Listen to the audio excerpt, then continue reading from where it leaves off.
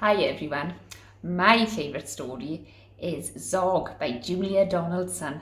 I love this story because all the dragons in the story remind me of the boys and girls in school learning something new every day. Hello, boys and girls. My favourite book is Superworm. And I'm going to read you a bit now. Superworm is super long. Superworm is super strong. Watch him wiggle, see him squirm. Hip hip hooray for Superworm! Hello. My favourite book, one of them is The Snow Spider, and I love it because it's set in Wales, around our beautiful valleys, and it's magical and mystical, and it takes me away to different places. I wonder if you can guess who loves this book. One of my favourite books is My Granny is a Pirate by Val McDermid and Martha Robbins. And this was because I used to read it to my grandson a long time ago. And now I'm excited about sharing it with my two new grandsons that have arrived lately. The Worry Spaghetti. The next day, to pay Mr. Twit back for the frog trick, Mrs. Twit sneaked out into the garden and dug up some worms. She chose big long ones, put them in a tin, and carried the tin back to the house under her apron. At 1 o'clock, she cooked spaghetti for lunch, and she mixed the worms in with the spaghetti, but only for her husband's plate. I wonder if you know what my favourite book is. In my favourite book, there is a family and they go on an adventure. You can't go over it and you can't go under it. Oh no, you have to go through it. I wonder if you know what my favourite book is. My favourite book is a story about how a person called Hiccup and his friend Toothless save the people on the Isle of Burke. Can you guess what it is? Howdy, everybody! I'd like to tell you about my favorite book of all time. The book is called Anne of Green Gables. It's all about a little girl called Anne who's an orphan. And if you guess correctly of who's behind this mask, you'll know why I like her, because she likes to talk a lot. One of my favourite storybooks is George's Marvellous Medicine by Roald Dahl. My class is currently reading another story written by this author.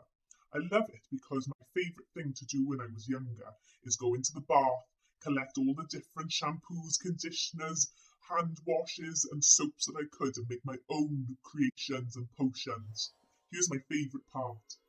Slowly he began to pour the thick brown stuff onto the spoon. He couldn't help thinking back upon all the mad and marvellous things that had gone into making this crazy stuff.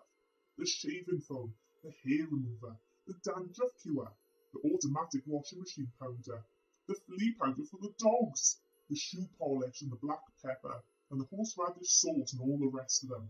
Not to mention the powerful animal pills, powders and liquids, and the brown paint. "Open your mouth wide, Grandma," he said, "and I'll pop it in." Now, I may look like a hot dog diggity dog, but my favorite book is based on a different kind of animal. And my favorite book is called Goldfish Boy. Now, Goldfish Boy needs to overcome lots of challenges, and challenges which means he steps outside of his comfort zone.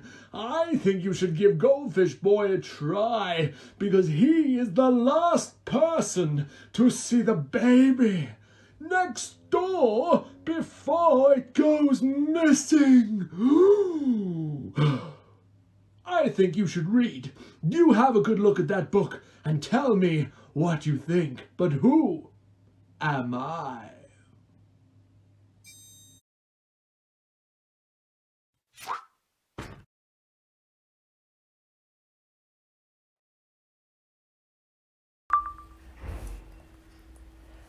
Once upon a time, words began to vanish from the language of children.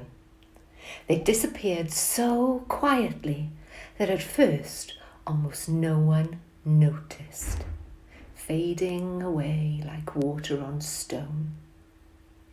The words were those that children used to name the natural world around them. Acorn, adder, bluebell, bramble, conker, gone. Fern, heather, kingfisher, otter, raven, willow, wren, all of them gone. The words were becoming lost, no longer vivid in children's voices, no longer alive in their stories.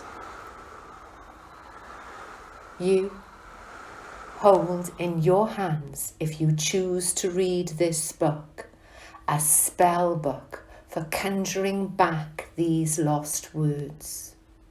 I wonder if you can think whose favourite books this is.